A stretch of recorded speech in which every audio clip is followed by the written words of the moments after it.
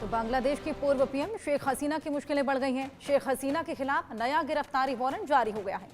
हसीना की बहन और भतीजी के खिलाफ ये वारंट है जो कि जारी हुआ है। हसीना समेत 50 लोगों के खिलाफ गिरफ्तारी वारंट अब जारी हुआ है। राजनीतिक प्रभाव का दुरुपयोग कर जमीन हड़पने का आरोप, आरोपियों के गैर हाजिर रहने की वजह से गिरफ्तारी वारंट भी अब जारी कर दिया गया। लगातार यहाँ पर शेख हसीना की मुश्किलें बढ़ती जा रही हैं। मामले दर मामले उन पर दर्ज किए जा रहे हैं। एक अदालत ने पूर्व प्रधानमंत्री शेख हसीना, उनकी बहन शेख रेहाना, ब्रिटिश सांसद ट्यूलिप रिजवाना सिद्दीक और 50 अन्य के खिलाफ गिरफ्तारी वारंट जारी किया है। ढाका मेट्रोपॉलिटन के वरिष्ठ विशेष न्यायाधीश जाकिर हुसैन ने भ्रष्टाचार निरोधक आयोग द्वारा दायर 3 अलग अलग आरोप पत्रों पर विचार करने के बाद ये आदेश पारित किया है। शेख हसीना पर राजनीतिक सत्ता का दुरुपयोग कर अवैध रूप से भूमि अधिग्रहण का आरोप लगाया है।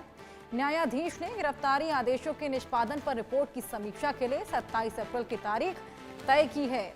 लगातार शेख हसीना की मुश्किलें बढ़ रही हैं। नया गिरफ्तारी वारंट है जो कि जारी हुआ है। न केवल उन पर, उनकी बहन और भतीजी के खिलाफ भी ये गिरफ्तारी वारंट, जिसमें और 50 लोग भी शामिल हैं। लगातार शिकंजा कसा जा रहा है। यूनुस यहाँ पर लगातार घेरने की तैयारी में है शेख हसीना को।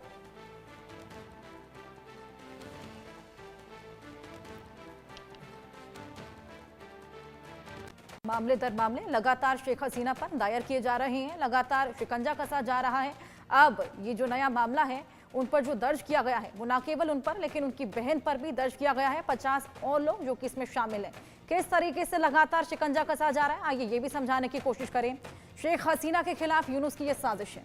बांग्लादेश की पूर्व पीएम शेख हसीना की मुश्किलें बढ़ाने की यहाँ पर साजिश। शेख हसीना के खिलाफ नया गिरफ्तारी वारंट जारी किया गया। हसीना की बहन भतीजी के खिलाफ वारंट जारी है। हसीना समेत 50 और लोग हैं जिनके खिलाफ ये गिरफ्तारी वारंट जारी हुआ है। राजनीतिक प्रभाव का दुरुपयोग कर जमीन हड़पने का आरोप लगा है और आरोपियों के गैर हाजिर रहने की वजह से ये गिरफ्तारी वारंट अब जारी हो गया। वहीं आपको बताएं, ढाका मेट्रोपॉलिटन सीनियर स्पेशल जज ने यह आदेश दिया है। 3 अलग अलग चार्जशीट पर संज्ञान लेते हुए यह आदेश जारी किया गया है। यानी कि साजिशन यहाँ पर यूनुस लगातार उनको फंसाने की कोशिशें कर रहे हैं। न केवल उनको लेकिन उनके अलावा 50 और लोग जिनको घेरने की यहाँ पर तैयारी। मामले दर मामले यहाँ पर जिनके चलते टारगेट किया जा रहा है शेख हसीना को। लगातार उन पर तमाम मामले दर्ज किए जा रहे हैं और शेख हसीना पर लगातार यूनुस का सितम देखने को मिल रहा है। सितम ढा रही है। हत्या, अपहरण से लेकर देशद्रोह का केस उन पर दर्ज करा दिया था। बांग्लादेश में हसीना पर 225 से ज्यादा मामले दर्ज कराए। शेख हसीना का पासपोर्ट तक रद्द कर दिया था। इंटरनेशनल क्रिमिनल ट्रिब्यूनल ने गिरफ्तारी वारंट जारी किया। वहीं भारत से हसीना को डिपोर्ट करने की अपील भी कई बार कर चुका है बांग्लादेश। आवामी लीग के नेताओं पे भी हमने देखा किस तरीके से उनके घरों पर हमले किए थे, उनके घरों में तोड़फोड़ की गई थी। लगातार यहाँ पर टारगेट किया जा रहा है आवामी लीग को, आवामी लीग के नेताओं को और शेख हसीना को। न केवल शेख हसीना को लेकिन उनके अलावा उनकी बहन को, भतीजी को, उनकी बेटी को और तमाम ऐसे लोगों को जो समहाउ उनके साथ में जुड़े हुए हैं। वहीं बांग्लादेश में हाल ही में जो हिंसाएं देखने को मिली उनके बारे में भी बात करते हैं। फरवरी 2025 में हमने देखा 295 मामले दर्ज हुए। वहीं फरवरी 2025 में दुष्कर्म के ही 46 मामले थे। जनवरी 2025 की बात करें तो दुष्कर्म के 39 मामले यहां पर दर्ज किए गए थे। लगातार वहां पर हालात बद से बदतर होते चले जा रहे हैं। हमने देखा किस तरीके से हिंदू माइनॉरिटीज को भी वहां पर निशाना बनाया जा रहा है। लगातार वहां पर कट्टरपंथी कट्टरपंथ मचा रहे हैं। भारत की शरण में है हालांकि हसीना। अब शेख हसीना बांग्लादेश छोड़कर भारत आ गई थी। 5 अगस्त 2024 से भारत में ही है। ऐसे में बांग्लादेश में तख्ता पलट के बाद से भारत की शरण में है शेख हसीना। बांग्लादेश में आरक्षण के खिलाफ आंदोलन ने उनका तख्ता पलट किया था और भारत में पूरी तरीके से सुरक्षित है शेख हसीना। भारत सरकार हसीना का वीजा बढ़ा चुकी है और वहीं बांग्लादेश में उनका पासपोर्ट रद्द कर दिया गया था। तमाम कोशिशें की जा रही हैं उनको वापस बांग्लादेश बुलाने की, तमाम मामले दर्ज कराए जा रहे हैं। यूनुस पर हसीना का ये प्रचंड प्रहार भी देखने को मिला।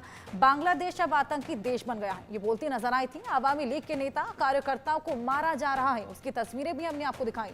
पुलिस, वकील, पत्रकार, कलाकार सभी को यहाँ पर मारा जा रहा है। बांग्लादेश में मीडिया का कोई काम नहीं है, काम करने ही नहीं दिया जा रहा।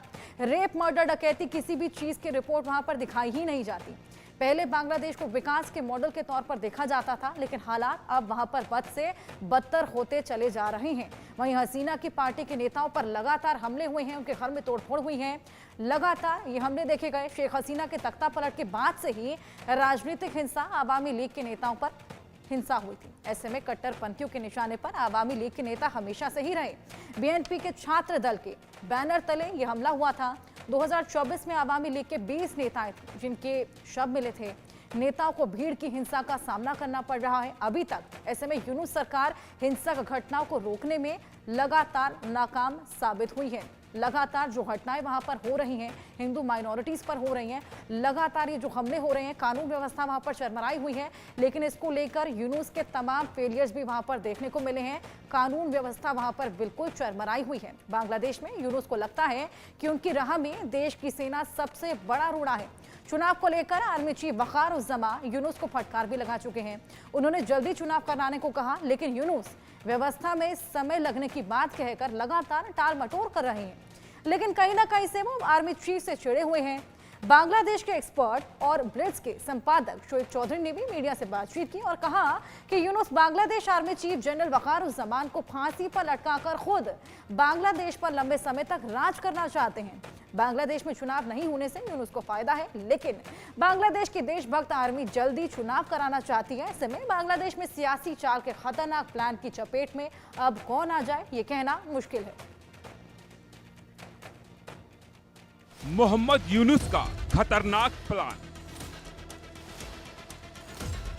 आर्मी चीफ को फांसी देना चाहते हैं यूनुस।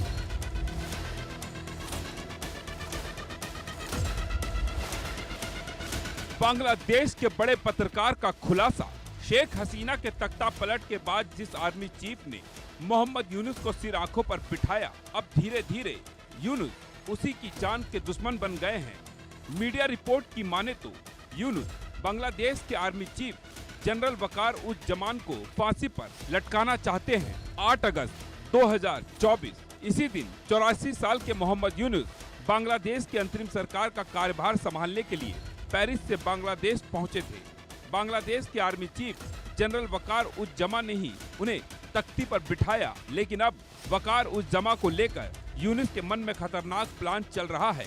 बांग्लादेश के एक्सपर्ट और ब्लिट्स के संपादक शोएब चौधरी ने बहुत बड़ा खुलासा किया है। उनके अनुसार यूनुस का मकसद है कि बांग्लादेश आर्मी चीफ जनरल वकार उज़्ज़मा को फांसी पर लटका दिया जाए और वो खुद राज करें। चुनाव को टालना है असली वजह। वकार उज़्ज़मा ने यूनुस को बांग्लादेश की कमान सौंपने से पहले बांग्लादेश में 18 महीने में चुनाव का ऐलान कराने का वादा लिया था, लेकिन अब लगता है कि यूनुस की मंशा चुनाव नहीं करवाकर पूरे 5 साल तक बांग्लादेश में राज करने की है। दोनों के बीच मतभेद की असली वजह भी यही है।